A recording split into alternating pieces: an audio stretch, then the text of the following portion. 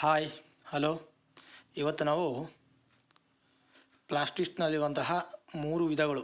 ಪ್ಲಾಸ್ಟಿಡ್ ಅದಲ್ಲ, ಈ ಪ್ಲಾಸ್ಟಿಡ್ನಲ್ಲಿರುವಂತಹ 3 ವಿಧಗಳಲ್ಲಿ ನಾವು ಇಂದಿನ ತರಗತಿಯಲ್ಲಿ ಈ ಕ್ರೋಮೋಪ್ಲಾಸ್ಟ್ ಹಾಗೂ ಲಿಕೋಪ್ಲಾಸ್ಟ್ ಬಗ್ಗೆ ನೋಡಿದ್ದೀವಿ. ಇವತ್ತು ನಾವು ನೋಡಿ ಕ್ಲೋರೋಪ್ಲಾಸ್ಟ್ ಬಗ್ಗೆ ನೋಡಬೇಕು. ನೋಡಿ ಕ್ಲೋರೋಪ್ಲಾಸ್ಟ್. ಓಕೆ, ಇದು ನೋಡಿ ಪ್ಲಾಸ್ಟಿಡ್ಸ್ನ 3 ವಿಧಗಳಲ್ಲಿ ಇದು ಒಂದು. ಅಂದರೆ ನೋಡಿ, ಕ್ಲೋರೋಪ್ಲಾಸ್ಟು, ಕ್ರೋಮೋಪ್ಲಾಸ್ಟು, ಲಿಕೋಪ್ಲಾಸ್ಟು, ಇಷ್ಟು ಈ ಪ್ಲಾಸ್ಟ್ಗಳು ಏನು ಕಂಡು ಬರ್ತಪ್ಪ, ಇವು ನಮಗೆ ಪ್ಲಾಸ್ಟಿಡ್ಗಳಲ್ಲಿ ಕಂಡು ಬರ್ತವೆ. ನೋಡಿ, ಈಗ ಕ್ಲೋರೋಪ್ಲಾಸ್ಟ್ ಇದರ ರಚನೆ ಹಿಂದಿನ ಸ್ಲೈಡ್ ಆಗೋದೇ ಹೇಳ್ತೀನಿ ಅದನ್ನು. ಕ್ಲೋರೋಪ್ಲಾಸ್ಟ್ ಇದು ಕ್ಲೋರೋಫಿಲ್ ಎಂಬ ವರ್ಣಕವನ್ನು ಹೊಂದಿದೆ. ಅಂದರೆ ಪಿಗ್ಮೆಂಟ್ ಅಂದರೆ ವರ್ಣಕವನ್ನು ಹೊಂದಿದೆ. ದ್ಯುತಿಸಂಶ್ಲೇಷಣೆ ಕ್ರಿಯೆಯಿಂದ ಇದೇನೆಂದರೆ ನಮಗೆ ದ್ಯುತಿಸಂಶ್ಲೇಷಣೆ ಕ್ರಿಯೆಗೆ ಸಹಾಯವಾಗುತ್ತದೆ. ಅಂದರೆ ಸೂರ್ಯನಿಂದ ಆಹಾರವನ್ನು, ಒಂದು ಸಸ್ಯವು ಸೂರ್ಯನಿಂದ ಆಹಾರ ಪಡೆಯಬೇಕಾದ್ರೆ ಅಲ್ಲಿ ದ್ಯುತಿಸಂಶ್ಲೇಷಣೆ ಕ್ರಿಯೆ ನಡಿಬೇಕಾಗಿರುತ್ತೆ. ಅದೇ ಯಾವುದರ ಮುಖಾಂತರ ಆಗುತ್ತೆ ಅಂದರೆ ಕ್ಲೋರೋಪ್ಲಾಸ್ಟ್ ಇದರ ಮುಖಾಂತರ. ಇದು ಒಂದು ಭಾಗ ಅಷ್ಟೇ, ದ್ಯುತಿಸಂಶ್ಲೇಷಣೆ ಕ್ರಿಯೆಯಲ್ಲಿ ಒಂದು ಭಾಗವಾಗಿ ಕೆಲಸ ಮಾಡುತ್ತೆ. ಓಕೆ, ಹೇಳ್ತೀನಿ ದ್ಯುತಿಸಂಶ್ಲೇಷಣೆ ಕ್ರಿಯೆ ಯಾವ ರೀತಿ ಸಸ್ಯದಲ್ಲಿ ನಡೆಯುತ್ತೆ ಅಂತ ಹೇಳ್ತೀನಿ. ನೋಡಿ, ಅತಿ ಹೆಚ್ಚಾಗಿ ನಮಗೆ ಕ್ಲೋರೋಪ್ಲಾಸ್ಟ್ಗಳು ಎಲ್ಲಿ ಕಂಡು ಬರ್ತವೆ ಅಂತ ಕೇಳ್ತಾರೆ ಬೇಕಾರೆ. ಅತಿ ಹೆಚ್ಚಾಗಿ ನೋಡಿ, ಕ್ಲೋರೋಪ್ಲಾಸ್ಟ್ಗಳು ಹೆಚ್ಚಾಗಿ ನೋಡಿ ಮಿಸೋಫಿಲಿ ಸೆಲ್ಗಳಲ್ಲಿ ಅತಿ ಹೆಚ್ಚಾಗಿ ಕಂಡು ಬರ್ತವೆ. ನೋಡಿ, ಇದನ್ನ ನೀವು ಲೀಫ್ ಅಂತ ತಿಳ್ಕೋಬೇಕು, ಅಂದರೆ ಎಲೆ. ಇದು ಈ ಎಲೆಯಲ್ಲಿ ನಾನು ನಿಮಗೆ ತೋರಿಸ್ತಾ ಇರುವಂತಹ ಚಿಕ್ಕ ಚಿಕ್ಕ ಡಾಟ್ ಇದೆ. ಆ ಎಲೆಗಳಲ್ಲಿ ಇದಕ್ಕಿಂತ ಚಿಕ್ಕದಾಗಿ ಚಿಕ್ಕ ರೀತಿಯಲ್ಲಿ ಇರ್ತದೆ. ಅದು ನಮಗೆ ಗೊತ್ತಾಗಲಿ ಅಂತ ಒಂದು ರೀತಿ ರೌಂಡಕ್ಕೆ ಮಾಡಿ ತೋರಿಸ್ತಾ ಇರೋದು ಅಷ್ಟೇ. ಓಕೆ, ಈ ಚಿಕ್ಕ ಚಿಕ್ಕ ಡಾಟ್ನಲ್ಲಿ ಒಳಗಡೆ ರೌಂಡ್ನಲ್ಲಿ ಒಳಗಡೆ ಕಂಡುಬರುವಂತಹ ಚಿಕ್ಕ ಚಿಕ್ಕ ಕಣಗಳೇನಿದೆಯಲ್ಲ, ಈ ಕಣಗಳನ್ನೇ ನಾವು ಮಿಸೋಫಿಲಿ ಸೆಲ್ಸ್ ಅಂತ ಕರಿತೀವಿ. ಮಿಸೋಫಿಲಿ ಸೆಲ್ಸ್ ಅಂತ ಕರಿತೀವಿ. ಈ ಮಿಸೋಫಿಲಿ ಸೆಲ್ಸ್ನಲ್ಲಿ ಎಷ್ಟು ಕ್ಲೋರೋಪ್ಲಾಸ್ಟ್ಗಳು ಕಂಡು ಬರ್ತವೆ ಅಂತ ಕೇಳಿದ್ರೆ 40ಕ್ಕಿಂತ ಅಧಿಕ ಅಥವಾ 40 ಕ್ಲೋರೋಪ್ಲಾಸ್ಟ್ಗಳು ಕಂಡು ಬರುತ್ತವೆ. ಒಂದೇ ಒಂದು ಕ್ಲೋರೋಪ್ಲಾಸ್ಟ್ಗಳು ಸಹ ಕಂಡು ಬರ್ತವೆ. ಅದರಲ್ಲಿ ಯಾವುದು ಅಂತ ಹೇಳ್ತೀನಿ ನಾನು. ಓಕೆ, ಹಂಗೆ ನೆನಪಿಟ್ಕೊಳ್ಳಿ. 40 ಕ್ಲೋರೋಪ್ಲಾಸ್ಟ್ಗಳು ಈ ಮಿಸೋಫಿಲಿ ಸೆಲ್ನಲ್ಲಿ ಕಂಡುಬರುತ್ತದೆ. ಓಕೆ, ಎಲೆಯಲ್ಲಿ ಒಂದು ಚಿಕ್ಕದಾದ ರಂಧ್ರಗಳಲ್ಲಿ ಚಿಕ್ಕದಾದ ಕಣಗಳು ಕಂಡುಬರ್ತವೆ. ಈ ಕಣಗಳನ್ನೇ ನಾವು ಕ್ಲೋರೋಪ್ಲಾಸ್ಟ್ ಅಂತ ಕರಿತೀವಿ. ಈ ಒಂದು ರಂಧ್ರದಲ್ಲಿ ಕಂಡುಬರುವಂತಹ ಒಟ್ಟು ಕ್ಲೋರೋಪ್ಲಾಸ್ಟ್ ಎಷ್ಟು? 40 ಕಂಡುಬರುತ್ತದೆ. ಓಕೆ, ಆ ಕಣಗಳನ್ನು ಏನಂತ ಕರಿತೀವಿ? ಮಿಸೋಫಿಲಿ ಸೆಲ್ಸ್ ಅಂತ ಕರಿತಾರೆ. ಓಕೆ, ನೋಡಿರಿ, ಈ ಮಿಸೋಫಿಲಿ ಸೆಲ್ಸ್ನಲ್ಲಿ 40ಕ್ಕಿಂತ ಹೆಚ್ಚು ಕ್ಲೋರೋಪ್ಲಾಸ್ಟ್ಗಳು ಸಿಗುತ್ತದೆ. ನೆಕ್ಸ್ಟ್ ನಾನು ನಿಮ್ಗೆ ಹೇಳಿದೆ, ಈ 40 ಕ್ಲೋರೋಪ್ಲಾಸ್ಟ್ಗಳು ಕಂಡು ಬರ್ತವೆ. ಯಾವುದರಲ್ಲಿ?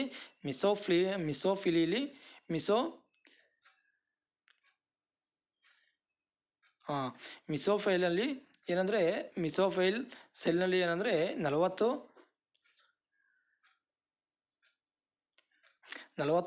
ರೀತಿಯಾದಂತಹ ಕ್ಲೋರೋಪ್ಲಾಸ್ಟ್ಗಳು ಕಂಡುಬರ್ತದೆ.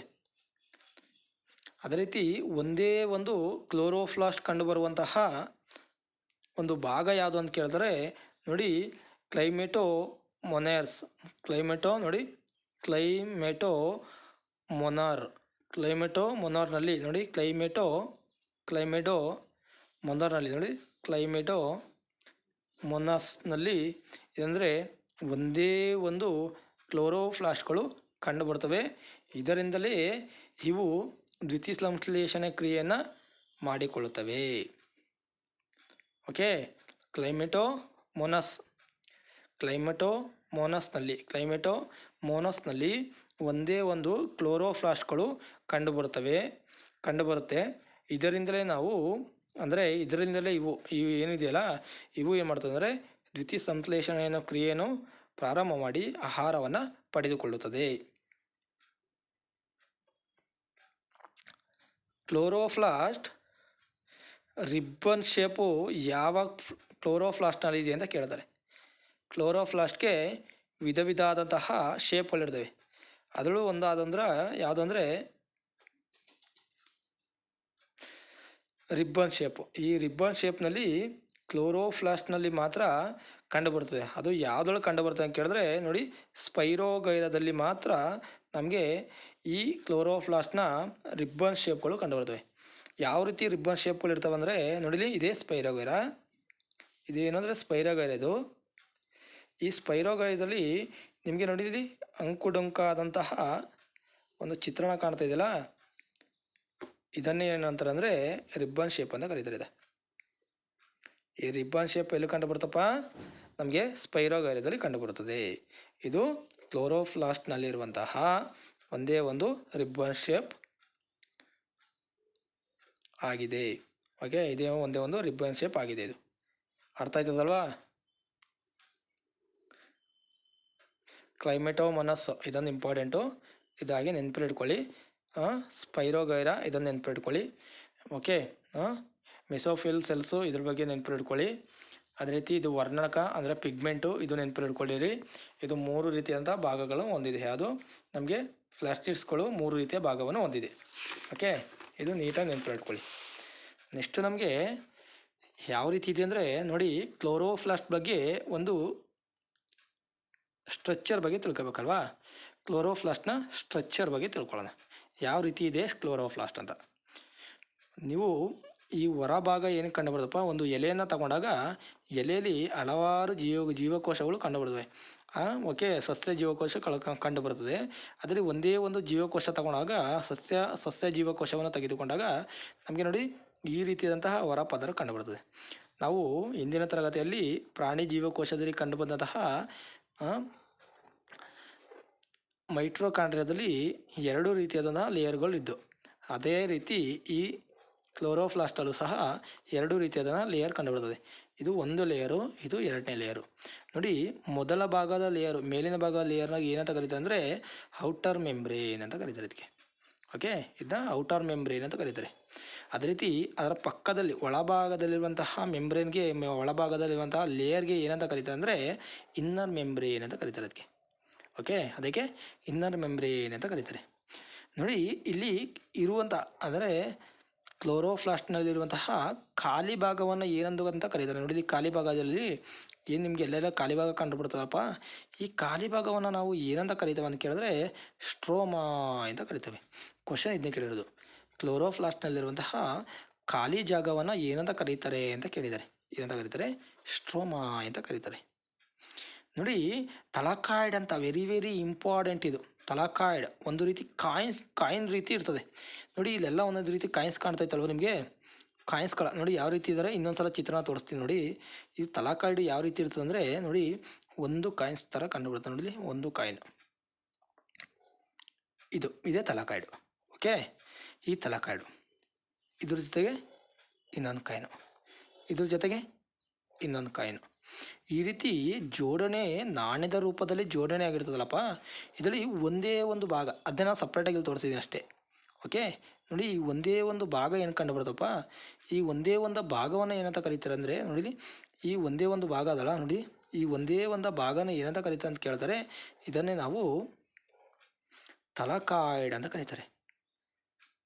ಓಕೆ, ಈ ತಲಕಾಯ್ಡ್ನಲ್ಲಿ ನಮಗೆ ಸೂರ್ಯನ ಕಿರಣ ಮತ್ತು ನೀರಿನಿಂದ ಈ ತಲಕಾಯ್ಡು ಆ ಸಸ್ಯದಲ್ಲಿ ATPಯನ್ನು ಉತ್ಪತ್ತಿ ಮಾಡುತ್ತೆ. ಅಡಿನೋಸಿನ್ ಟ್ರೈಫಾಸ್ಫೇಟನ್ನು ಉತ್ಪತ್ತಿ ಮಾಡುತ್ತೆ. ಅದೇ ರೀತಿ NADPಯನ್ನು ಸಹ ಉತ್ಪತ್ತಿ ಮಾಡುತ್ತೆ. ಯಾವುದು ನಮ್ಮ ಮಾನವನ ದೇಹದಲ್ಲಿ ATP ಉತ್ಪತ್ತಿಯಾಗೋದು ಎಲ್ಲಿ ಅಂದರೆ ಮೈಟ್ರೋಕಾಂಡ್ರಿಯಾದಲ್ಲಿ ಉತ್ಪತ್ತಿ ಆದರೆ, ಸಸ್ಯಗಳಲ್ಲಿ ATP ಎಲ್ಲಿ ಉತ್ಪತ್ತಿ ಆಗುತ್ತೆ ಅಂದರೆ ತಲಕಾಯ್ಡಲ್ಲಿ ಉತ್ಪತ್ತಿ ಆಗುತ್ತೆ. ಅರ್ಥ ಆಯ್ತದಲ್ವ ಇದು? ನೋಡಿ, ಈ ರೀತಿ ಒಂದೇ ಒಂದು ಕಾಯಿನ್ ಇದೆಯಲ್ಲ, ಇಂಥ ಕಾಯಿನ್ಗಳಿಗೆ ನಾವು ಏನಂತ ಕರಿತೀವಿ ಅಂದರೆ ತಲಕಾಯ್ಡ್ ಅಂತ ಕರಿತೀವಿ. ಆದರೆ ನೋಡಿ, ಈ ತಲಕಾಯ್ಡ್ಗಳು ಅಧಿಕವಾಗೋದಿಲ್ಲ. 1, 2, 3 ಈ ರೀತಿಯಾದಂತಹ ಅಧಿಕವಾದಂತಹ ತಲಕಾಯ್ಡ್ಗಳಿಗೆ ಏನಂತ ಕರೀತಾರೆ ಅಂದರೆ ಈ ಟೋಟಲಿ ಗ್ರೂಪ್. ಓಕೆ, ಈ ಟೋಟಲಿ ಗ್ರೂಪ್ ಇದೆ. ಓಕೆ ಅಲ್ವಾ? ಈ ಟೋಟಲಿ ಗ್ರೂಪ್ ನೋಡಿ, ಅದನ್ನೇ ಇಲ್ಲಿ ತೋರಿಸ್ತಿದ್ದು ನೋಡಿ. ಈ ಟೋಟಲಿ ಗ್ರೂಪ್ ಏನು ಕಂಡು ಬರ್ತಪ್ಪ, ಇದು ಎಲ್ಲ ಕಾಯಿನ್ಸ್ ಇವು. ಒಂದೊಂದೇ ತಲಾಕಾಯ್ಡ್ಸು. ಈ ಒಟ್ಟು ಗ್ರೂಪ್ ಏನಿದೆಯಲ್ಲ, ಈ ಗ್ರೂಪ್ಗಳಿಗೆ ಏನಂತ ಕರೀತಾರೆ ಅಂದರೆ ಗ್ರಾನ ಅಂತ ಕರೀತಾರೆ. ಓಕೆ, ಗ್ರಾನ ಗ್ರಾನ ಎಂದು ಕರೀತಾರೆ. ಅಂದರೆ ಸಸ್ಯದಲ್ಲಿ ಹಗಲು ಸಮಯದಲ್ಲಿ ಕೆಲಸ ಮಾಡುವಂತಹ ಭಾಗ ಯಾವುದು ಅಂದರೆ ಈ ಗ್ರಾನ. ಅದೇ ರೀತಿ ಈರುಳು ಅಂದರೆ ರಾತ್ರಿಯ ಸಮಯದಲ್ಲಿ ಸಸ್ಯದಲ್ಲಿ ಕೆಲಸ ಮಾಡುವಂಥ ಭಾಗ ಯಾವುದಂದರೆ ಸ್ಟ್ರೋಮ. ಹೇಳ್ತೀನಿ ಅದನ್ನೂ ಮುಂದೆ, ಆಯಿತಾ? ಇಷ್ಟು ನಿಮಗೆ ಕಂಡು ಬಂದಿದ್ದು ಅರ್ಥ ಆಯ್ತಲ್ವ? ಇದನ್ನು ನೀಟಾಗಿ ನೀವು ನೋಡ್ಕೋಬೇಕು. ಹಾಗೆ ನಿಮಗೆ ಪ್ರತಿಯೊಂದು ಗ್ರಾನದ ಗುಂಪುಗಳು ಕಂಡು ಬರ್ತವೆ. ನೋಡಿ, ಇಲ್ಲಿದೆ ಇದೊಂದು ಗುಂಪು, ಇದೊಂದು ಗುಂಪು, ಇದೊಂದು ಗುಂಪು. ಈ ಗ್ರಾನದ ಗುಂಪುಗಳಿಗೆ ಅದಕ್ಕೆ ಆದಂತಹ ಒಂದು ಜೋಡಣೆ ಇದೆ ಇಲ್ಲಿ ಅಲ್ವಾ? ಅದಕ್ಕೆ ಆದಂತಹ ಜೋಡಣೆ ಇದೆ. ಇದಕ್ಕೂ ಒಂದು ಮಧ್ಯದಲ್ಲಿ ಸೇತುವೆ ಥರ ಒಂದು ಜೋಡಣೆ ಇದೆ. ಈ ಜೋಡಣೆಯನ್ನು ಏನಂತ ಕರೀತಾರೆ ಅಂತ ಕೇಳ್ತಾರೆ. ಈ ಜೋಡಣೆಯನ್ನು ಏನಂತ ಕರೀತಾರೆ ಅಂದರೆ ಸ್ಟ್ರೋಮಾ ಲಮೆಲ್ಲಾ ಅಂತ ಕರೀತಾರೆ. ಸ್ಟ್ರೋಮಾ ಲಮೆಲ್ಲಾ ಅಂತ ಕರೀತಾರೆ. ಇದು ಒಂದಕ್ಕೊಂದು ಇರುವಂತಹ ಜೋಡಣೆ. ನೋಡಿ, ಇದಕ್ಕೆ ಆದಂತಹ ಸಪ್ರೇಟ್ ಆದಂತಹ DNA ಈ ಕ್ಲೋರೋಪ್ಲಾಸ್ಟ್ನಲ್ಲಿ ಕಂಡುಬರುತ್ತದೆ. ಅದೇ ರೀತಿ ನಮಗೆ ಇದಕ್ಕೆ ಆದಂತಹ ಚುಕ್ಕಿ ಎಲ್ಲ ಕಾಣ್ತದಲ್ಲಪ್ಪ, ಇದಕ್ಕೆ ಆದಂತಹ ಸಪರೇಟು ರೈಬೋಸೋಮ್ಗಳ ನಾವು ಕಾಣ್ತೀವಿ. ಯಾವ ರೀತಿ ರೈಬೋಸೋಮ್ಗಳು ನೋಡಿದ್ವಿ ನಾವು? 70S ರೈಬೋಸೋಮ್ ಮತ್ತು 80S ರೈಬೋಸೋಮ್ಗಳು ನೋಡಿದ್ವಿ. ಆದರೆ ಈ ಕ್ಲೋರೋಪ್ಲಾಸ್ಟಲ್ಲಿ ಕಂಡುಬರೋದು ಯಾವುದು? 70S ರೈಬೋಸೋಮ್ಸ್ಗಳು. ರೈಬೋಸೋಮ್ ಕ್ಲಾಸ್ ಕೇಳಿ ಗೊತ್ತಾಗುತ್ತೆ ಅದು. ಓಕೆ, 70S ರೈಬೋಸೋಮ್ಗಳು ಈ ಕ್ಲೋರೋಪ್ಲಾಸ್ಟ್ನಲ್ಲಿ ಕಂಡುಬರ್ತವೆ. ನೋಡಿ, ಇಷ್ಟು ಏನಿದೆಯಲ್ಲ, ಇದು ನಮಗೆ ಕ್ಲೋರೋಪ್ಲಾಸ್ಟ್ನಲ್ಲಿ ಇರುವಂತಹ ಭಾಗಗಳಿದು. ಕನ್ಫ್ಯೂಸ್ ಮಾಡ್ಕೊಬಿಡಿ. ಈ ಕ್ಲೋರೋಪ್ಲಾಸ್ಟ್ನಲ್ಲೂ ಸಹ ಮುಂದೆ ನಾವು ದ್ವಿತೀಯ ಸಂಶ್ಲೇಷಣೆ ಕ್ರಿಯೆ ಇದೆಯಲ್ಲ, ಇದರಲ್ಲಿ ವೆರಿ ತುಂಬ ಕೆಲಸ ಮಾಡ್ತದೆ ಇದು. ಓಕೆ, ಗ್ರಾನ ಇದೆ, ಸ್ಟ್ರೋಮಾ ಇದೆ, ತಲಾಕಾಯ್ಡ್ ಇದೆ. ಇವೆಲ್ಲವೂ ಸಹ ತನ್ನದೇ ಆದಂತಹ ಕಾರ್ಯಗಳನ್ನು ಮಾಡ್ತದೆ ಇದು. ಓಕೆ, ದ್ವಿತೀಯ ಸಂಶ್ಲೇಷಣೆ ಕ್ರಿಯೆಯಲ್ಲಿ ತನ್ನದೇ ಆದಂತಹ ಕಾರ್ಯಗಳನ್ನು ಮಾಡಿ ಅದಕ್ಕೆ ಆಹಾರವನ್ನು, ಸಸ್ಯ ತನಗೆ ಆಹಾರವನ್ನು ಒದಗಿಸಿಕೊಳ್ತದೆ ಸೂರ್ಯನಿಂದ. ಓಕೆ, ಇಷ್ಟು ನಿಮಗೆ ಕ್ಲೋರೋಪ್ಲಾಸ್ಟು ಚಿತ್ರಣ. ಇದು ನಿಮ್ಗೆ ಅರ್ಥ ಆಯಿತು ಅಂತ ತಿಳ್ಕೊತೀನಿ. ಈ ಪದಗಳೆಲ್ಲ ಅರ್ಥ ಆಗ್ಬಿಟ್ರೆ ನಾನು ಈಗ ಹೇಳೋದೆಲ್ಲ ನೀಟಾಗಿ ಅರ್ಥ ಆಯ್ತದೆ ನಿಮಗೆ. ಚಿತ್ರಣವನ್ನು ನೀಟಾಗಿ ಬಿಡಿಸ್ಕೊಳ್ಳಿ. ಮ್ಯಾಪ್, ಈ ಡ್ರಾಯಿಂಗ್ನ ನೀಟಾಗಿ ಮಾಡ್ಕೊಳ್ಳಿ. ಇದು ಅರ್ಥ ಆಗಲಿ ಅಂತ ನಾನು ಹೇಳಿದ್ದು ನಿಮಗೆ.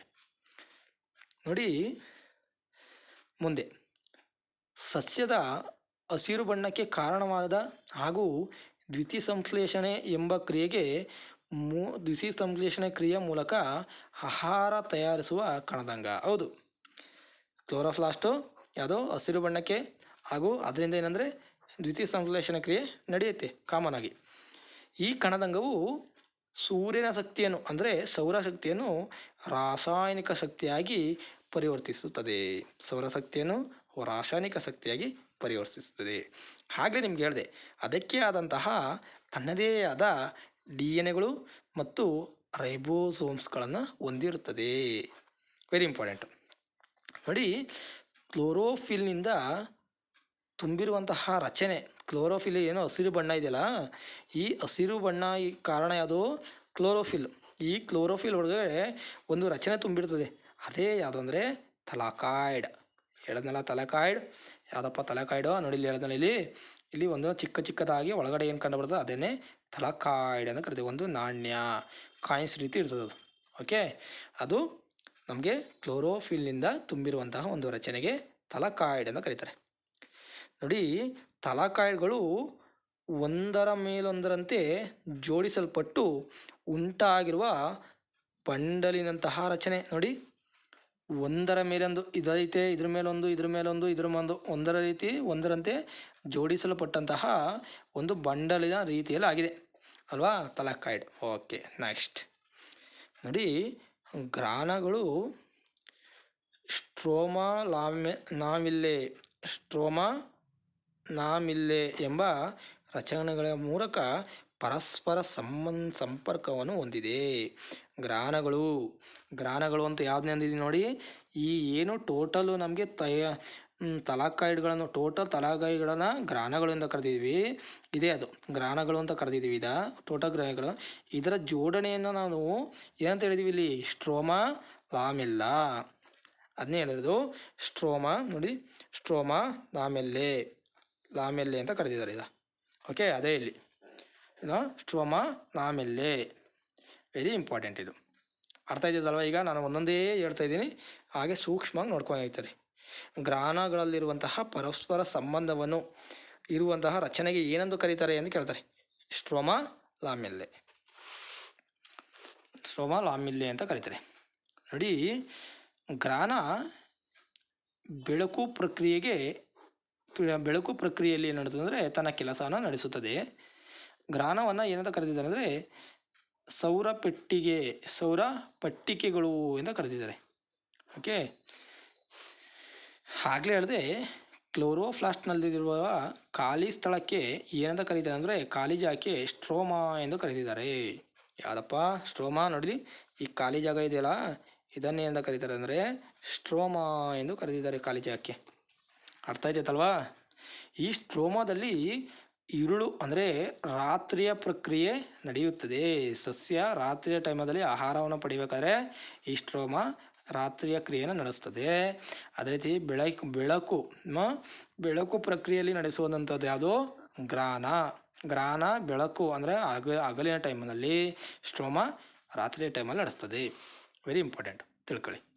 ನೋಡಿ, ಕ್ಲೋರೋಪ್ಲಾಸ್ಟು ನೀರು, ಲವಣಗಳು ಹಾಗೂ H2O ಉಪಯೋಗಿಸಿಕೊಂಡು ಸೌರ ಶಕ್ತಿಯ ಸಹಾಯದಿಂದ ಪಿಷ್ಟ, ಕೊಬ್ಬು, ಪ್ರೋಟೀನ್ ನಂತಹ ವಸ್ತುಗಳನ್ನು ಏನು ಮಾಡ್ತದೆ ಅಂದರೆ ತಯಾರಿಸುವಂತಹ ಪ್ರಕ್ರಿಯೆಗೆ ನಾವು ದ್ವಿತೀಯ ಸಂಶ್ಲೇಷಣ ಕ್ರಿಯೆ ಅಂತ ಹೇಳ್ತೀವಿ. ಇದನ್ನೇ ಹೇಳ್ಕೊಡ್ತೀನಿ ನಾನು. ದ್ವಿತೀಯ ಸಂಶ್ಲೇಷಣ ಕ್ರಿಯೆ ಅಂದ್ರೆ ಅದಕ್ಕೆ ಕಂಡುಬರೋ ಸೂತ್ರಗಳೈತೆ, ಅದನ್ನೂ ಹೇಳ್ತೀನಿ ನಾನು. ಓಕೆ, ನೋಡಿ, ತಲಕಾಯ್ಡ್ಗಳ ಸಂಗ್ರಹವನ್ನು ಏನಂತ ಕರೀತಾರೆ ಅಂದರೆ ಗ್ರಾನ ಅಂತ ಕರೀತಾರೆ. ಇದೆಯಲ್ವಾ? ನೋಡಿ, 1 ತಲಕಾಯ್ಡ್, 2 ತಲಕಾಯ್ಡ್, 3 ಈ ಥರ ಸಂಗ್ರಹಣೆಯನ್ನು ಏನಂತ ಕರೀತಾರೆ? ಗ್ರಾನ ಅಂತ ಕರೀತಾರೆ. ಓಕೆ, ಪತ್ರ ಹರಿತಿನಲ್ಲಿರುವಂತಹ ಲೋಹ ಯಾವುದು ಅಂತ ಕೇಳ್ತಾರೆ? ಮೆಗ್ನೀಷಿಯಂ.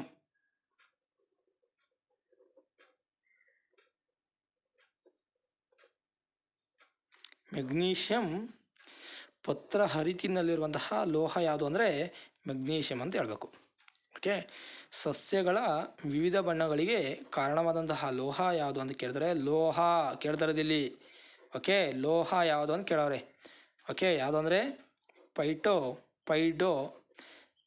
ಪೈಟೋಕ್ರೋಮ್ ಸಸ್ಯಗಳ ವಿವಿಧ ಬಣ್ಣಗಳಿಗೆ ಕಾರಣವಾದಂತಹ ಲೋಹ ಪೈಟೋಕ್ರೋಮ್. ನೋಡಿ, ಈ ಸಸ್ಯಕೋಶದ ಮೆಸೋಫಿಲ್ನಲ್ಲಿ ಕಂಡುಬರುತ್ತದೆ.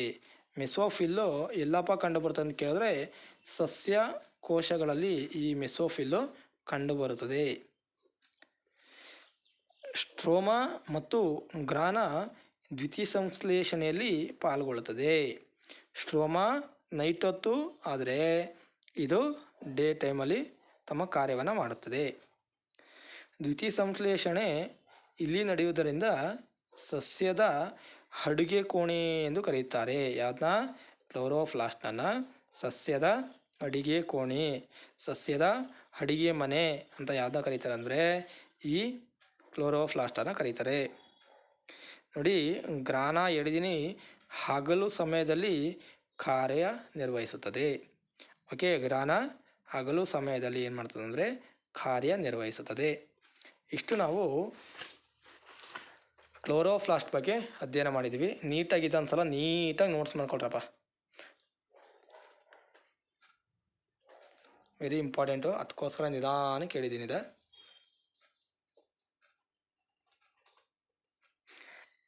ಸ್ಟ್ರೋಮಾ ಲಾಮೆಲ್ಲೆ ವೆರಿ ಇಂಪಾರ್ಟೆಂಟು, ಅದು ಜಾಯಿಂಟ್ ಅದು. ಓಕೆ, ಸೇತುವೆ ರೀತಿ ಕಂಡು ಬರ್ತದೆ ಕ್ಲೋರೋಪ್ಲಾಸ್ಟ್. ಅರ್ಥ ಆಯ್ತದಲ್ವ ಈಗ? ನೋಡಿ, ಸ್ಪೈರೋಗೈರಾ ಇಲ್ಲಿ ಯಾವ ರೀತಿಯಾದಂತಹ ಕ್ಲೋರೋಪ್ಲಾಸ್ಟ್ ಕಂಡು ಬರುತ್ತದೆ? ರಿಬ್ಬನ್ ಶೇಪಲ್ಲದಂತಹ ಕ್ಲೋರೋಪ್ಲಾಸ್ಟ್ಗಳು ಕಂಡು ಬರುತ್ತದೆ. ಇಷ್ಟು ನಿಮಗೆ ಕ್ಲೋರೋಪ್ಲಾಸ್ಟ್ ಬಗ್ಗೆ. ಮುಂದಿನ ತರಗತಿಯಲ್ಲಿ ರಸದಾನಿಗಳ ಬಗ್ಗೆ ನೋಡೋಣ, ಅಂದರೆ ಅವಕಾಶಗಳು. ರಸದಾನಿಗೆ ಇನ್ನೊಂದು ಹೆಸರೇ ಅವಕಾಶಗಳು. ಇಷ್ಟು ನಿಮಗೆ ಕ್ಲೋರೋಪ್ಲಾಸ್ಟ್ ಬಗ್ಗೆ ನೀಟಾಗಿ ನೋಟ್ಸ್ ಮಾಡ್ಕೊಳ್ಳಿ. ಧನ್ಯವಾದಗಳು.